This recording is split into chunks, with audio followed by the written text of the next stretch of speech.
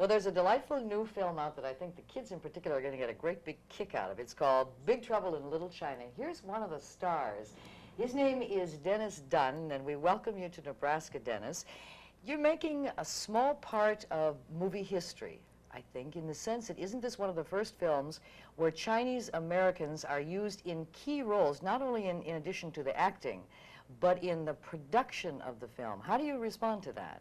Oh, it's wonderful. I mean, I think that's, well, that's what I've been, my dream, for agents to be more involved with the whole process, and also to get leading roles that are, I think, like in this case, it is a breakthrough role that I think it's a new, I think you said a new kind of, a Chinese American seen in a whole different light. Well, how are some of the Chinese used in some of the key positions in the production of the film? Well, they have 2 associate producers.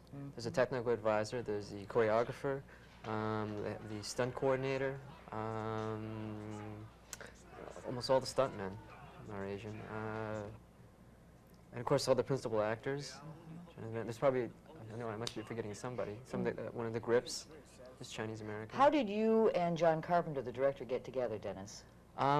Well, I had seen an article in the paper in San Francisco where I live about Big Trouble with Kurt Russell and Carpenter, and I admire both their works. And I said, oh, there must be some Chinese in this thing. And then and so I told my agent, let's get a hold of him. And when I met him, he said he was looking for me. He saw me in Year of the Dragon and was interested in meeting me for that role. And we hit it off right away. And within a week, I got the role. Within a week? Yeah. Did you have to do something special for the audition? Because it's a very physical kind of film. Did you know how to do all those things before, the swords and the somersaults? Well, the somersaults I didn't do. There was a gymnast to do the aerials, but the sword and most of the fighting I did on my own. And I had some background, but I had to really do a lot of training. I'm not an expert in martial arts, but I spent about, I guess about most of the 3 months training for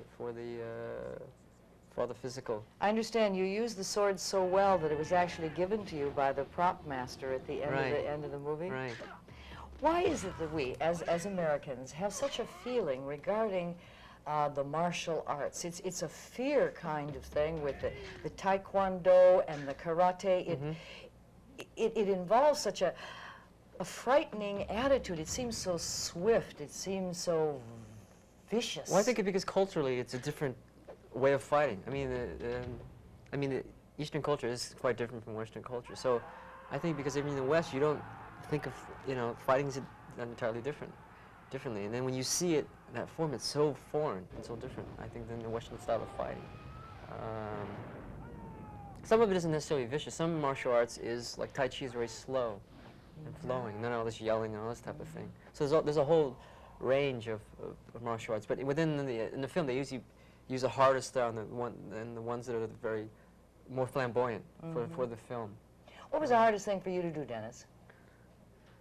I don't know. Probably working on the physical things. I think the acting's, like John told me at the beginning of the film, he said, don't worry, don't even think about it. You have all the stuff to do the role.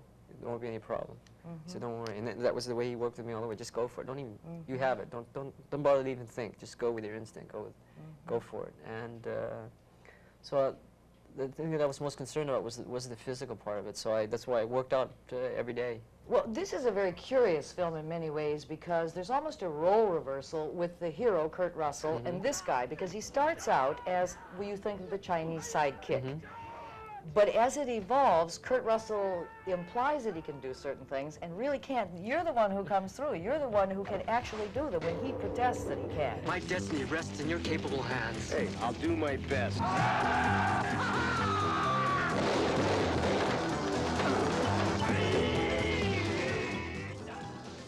And Carpenter from the beginning said to me when I first met him that I was not a sidekick. I was an equal to Jack Burton.